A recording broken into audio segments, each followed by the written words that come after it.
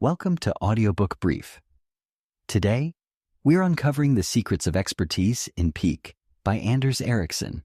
Ever wondered how deliberate practice can revolutionize your skills?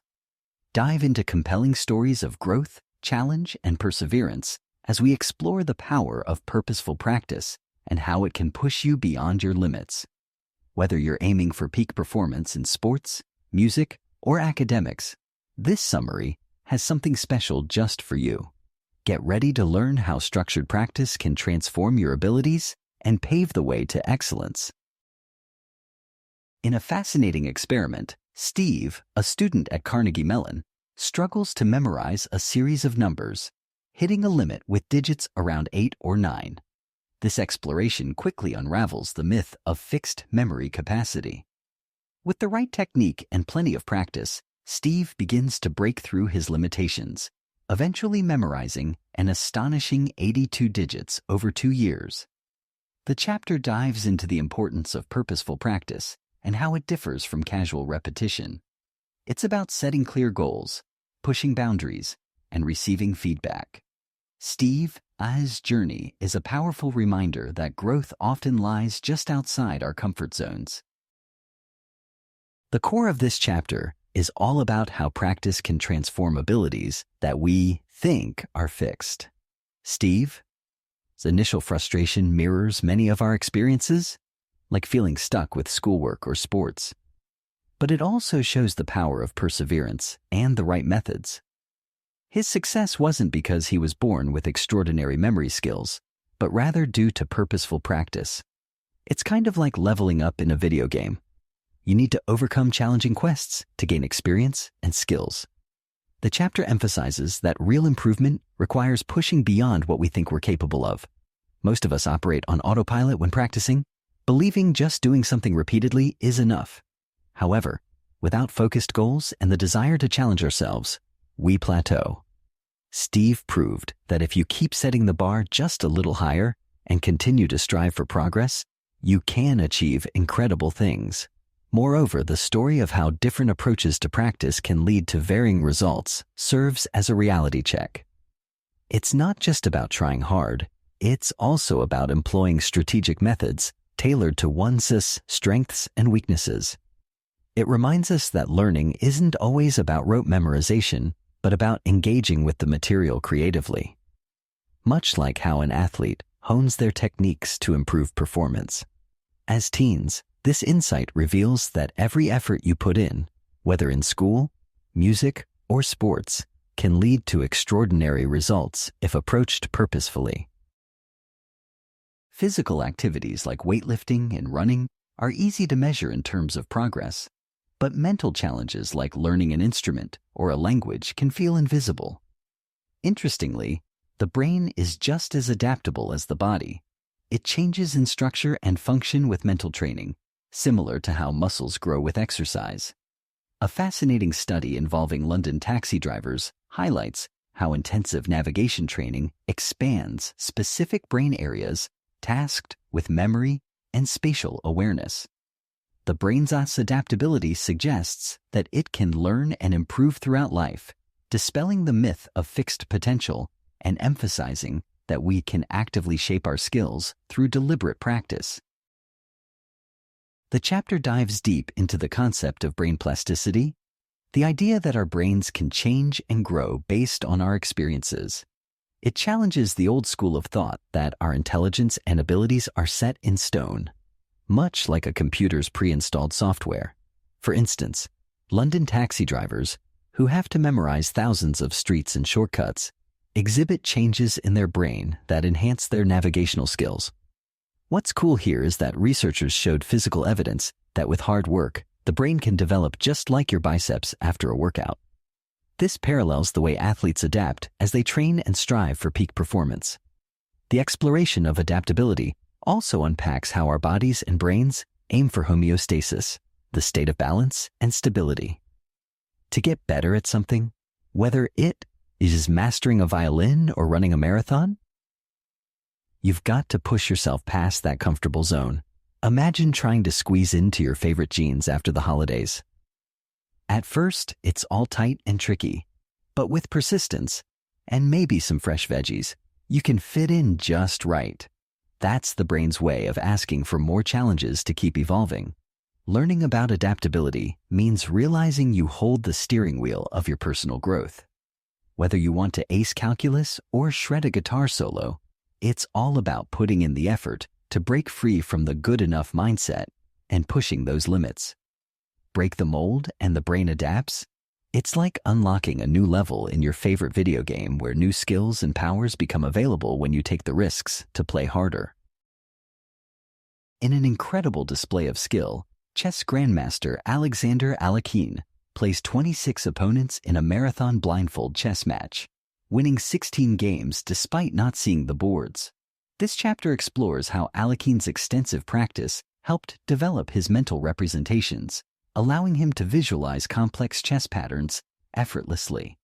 By examining how other experts like doctors and musicians use mental representations to organize information, the text highlights the importance of these cognitive tools for quick decision-making and problem-solving, which set experts apart from novices.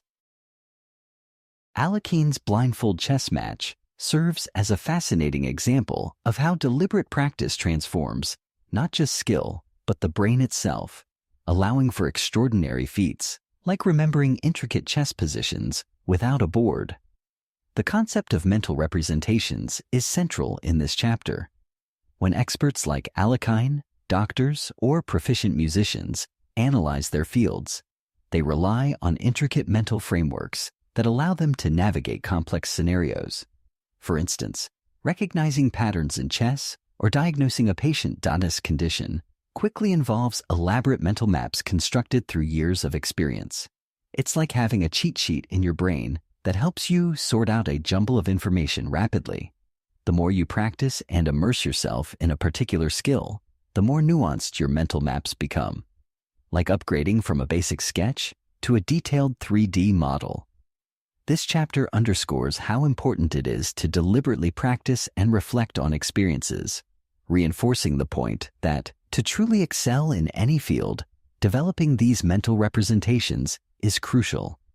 Think of expert athletes. They aren't just physically trained, but have mental pictures of their movements, ensuring every muscle works in harmony for maximum efficiency. Essentially, mastering a craft connects physical performance with mental clarity, and this interplay is what drives true expertise. Deliberate practice is introduced as the gold standard of practice. Unlike mere hard work, it's about focused, specific improvements under guidance. The discussions showcase the difference in outcomes based on practice styles, exemplified by memory competitors. It's revealed through studies of violinists that exceptional performance often correlates with hours of solitary practice, with clear skill distinctions between groups based on practice time invested. Critically, this chapter emphasizes that deliberate practice, which consists of well-defined goals and teacher feedback, distinguishes the best performers, suggesting mere hours alone aren't enough. The quality of practice matters greatly. This chapter really digs into why some people seem to be born with talent, while others struggle. It's not just about how many hours you put in, it's the way you practice. The author showcases examples like violinists to illustrate that top performers separate themselves through structured, focused practice rather than just time spent playing. Think of it like training for a sports team. If you just run laps without a plan, you won't improve as much as those who sprint, drill, and learn strategies. The core message here is pretty empowering. Anyone who practices deliberately can achieve remarkable feats, even if it means putting in tough work. This isn't just about mastering music or memory tricks. These principles apply whether you're acing academics or trying to excel in sports. Real improvement comes from honing in on specific areas, challenging yourself constantly, and getting that feedback to keep growing. It's almost like leveling up in a video game. You don't just play, you practice abilities that push you to the next level. In 1968, U.S. fighter pilots were struggling in dogfights during the Vietnam War, prompting the establishment of the Top Gun School. This program emphasized deliberate practice, allowing pilots to face off against top-notch trainers in simulations designed to replicate actual combat. Students received rigorous feedback on their performance, which helped them internalize lessons and push their limits. As their training progressed, pilots gained confidence and improved their skills significantly, leading to much better performance in future engagements against enemy fighters. The U.S. Navy's successful training techniques demonstrated that structured, feedback-driven practice could enhance performance across various fields, from aviation to medicine and business. The U.S. Navy faced a serious challenge in 1968. Their pilots were not winning dogfights. The Top Gun School was created to tackle this issue through deliberate practice. This approach is crucial because it allows learners to step outside their comfort zones, take risks, and learn from their mistakes without real-life consequences. The regular after-action reports, where pilots received detailed feedback, transformed their understanding and performance in subsequent flights. It shows us that improvement isn't just about flying more, but about flying smarter, reflecting on experiences, and applying lessons learned repeatedly until they become second nature. This emphasis on restructuring training to focus on effective performance rather than just experience reflects a broader message. Whether in performing arts, sports, or professional fields like medicine and business, success comes from a combination of practice and feedback. It highlights the significance of evolving one's skills through continuous, guided practice rather than relying solely on accumulated experience, which doesn't inherently translate to mastery. The lessons from Top Gun can inspire various sectors to rethink their training methods, ensuring everyone is developing skills rather than just piling up hours of practice. A man named Dan, who had no golf experience, decides to leave his job as a photographer to pursue professional golfing, inspired by the idea that anyone can succeed with deliberate practice. He creates the Dan Plan, focusing on dedicating thousands of hours to mastering golf. The chapter highlights that deliberate practice applies to anyone, not just athletes and musicians. Finding a good teacher is essential. It provides personalized feedback and effective learning. Engaging fully in practice, avoiding mindless repetition, and incorporating feedback are emphasized. The chapter also shows that you can still improve without a teacher, using examples like Benjamin Franklin's self-directed learning methods. Maintaining motivation and tackling plateaus in skills are crucial for anyone engaged in practice. At the heart of this chapter is the empowerment message that anyone can achieve their dreams if they commit to deliberate practice. Dan's journey from a photography career to a potential golfing profession serves as a reminder that it's never too late to chase new aspirations, even ones that seem improbable at first. The emphasis on finding a good teacher highlights that learning is often more effective with guidance. It's like having a GPS while navigating a new city. You might eventually find your way, but with a map, you'd get there faster and avoid wrong turns. Yet, it also underscores that self-teaching is possible through methods like those practiced by Franklin, proving that creativity in learning is key, especially when resources like teachers are limited. Dealing with motivation can feel like riding a bike uphill. It requires persistence and a strategy for maintaining balance. Engage them, tee and focus in practice, prevent the drift into boredom or complacency. This resonates with students who might feel overwhelmed.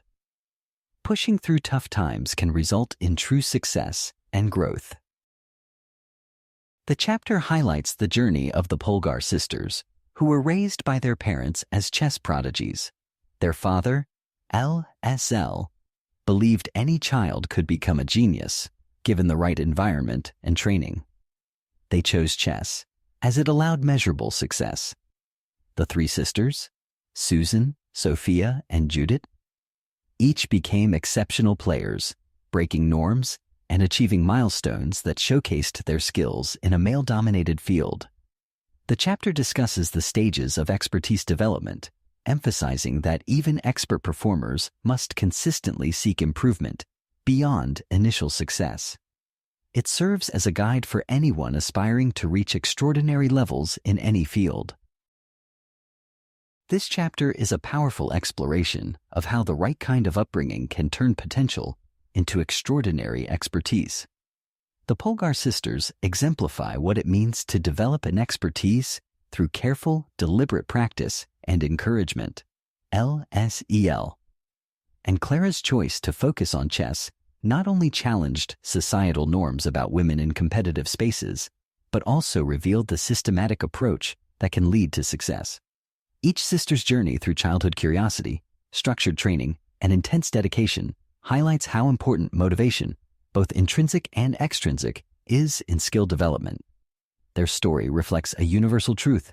With sufficient passion and perseverance, anyone can achieve greatness. This chapter emphasizes that the journey to expertise is ongoing. Even after reaching a high level, continuous improvement is essential. So, if you're inspired by someone like Judith, think of it as a challenge to embrace your growth path. It's not just about being the best once, but about evolving continually. The chapter addresses a common belief that natural talent determines success in fields like music, sports, or academics. It emphasizes that extraordinary abilities stem from years of dedicated practice, particularly deliberate practice that leverages the human brain's adaptability. The author uses examples of famous prodigies like Paganini and Mozart to illustrate that their skills were honed through extensive practice, not merely innate talent. This challenges the notion that some individuals are just born to excel. Instead, the key takeaway is that hard work and targeted training are far more crucial than any supposed natural gifts. This exploration of talent versus practice is super relevant, especially for those navigating their own paths in school or extracurricular activities. The chapter illustrates how believing in innate talent can be detrimental, leading individuals to give up when faced with challenges. By unpacking stories of renowned figures, it becomes clear that behind every natural prodigy lies a long history of practice. The message here is empowering. Anyone can improve in their chosen field through dedication and deliberate effort. It draws parallels to real-life situations, like someone deciding to pursue music despite initial struggles, reminding us that persistence can often lead to success. A group of University of British Columbia students took part in an educational experiment that drastically improved their learning in physics through an innovative teaching method compared to traditional lectures. These students engaged in active discussions and exercises that emphasized practicing problem-solving skills instead of just passively absorbing information. As a result, their understanding of the material increased significantly, showcasing the transformative potential of deliberate practice in education. This chapter highlights the exciting possibilities of applying deliberate practice techniques, not only in physics, but across various fields to enhance learning outcomes. The findings from the University of British Columbia must excite anyone thinking about education because they're game changers. This isn't just about students getting better grades. It's about fundamentally changing how we think about teaching and learning. It's a bit like realizing that your tired old bicycle can be tuned up into a super fast racer. Once you understand how to optimize your learning process, you can literally zoom ahead. The experiment showed that students learned significantly better when they were actively involved and worked on critical thinking skills instead of just memorizing facts. This idea is a huge reminder for all of us. Finding ways to deeply engage with material can lead to a better understanding, just like when you actually practice an instrument rather than just listening to music. It's all about making those mental connections stronger.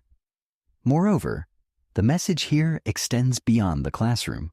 We can take these deliberate practice techniques and apply them in every aspect of our lives, whether it's sports, arts, or even personal goals. Imagine if we applied the same techniques to improve our skills, focusing on building our understanding and actively engaging our minds. It's like planting seeds in a garden. With the right care and attention, those seeds can grow into something spectacular. As we shift towards a society that embraces the concept of Homo exercens, the practicing man? Our focus should be on improvement through continuous learning and not just on achieving milestones. The gap between how traditional learning occurs and the proposed deliberate practice model is a calling for educators to revolutionize their approach to teaching.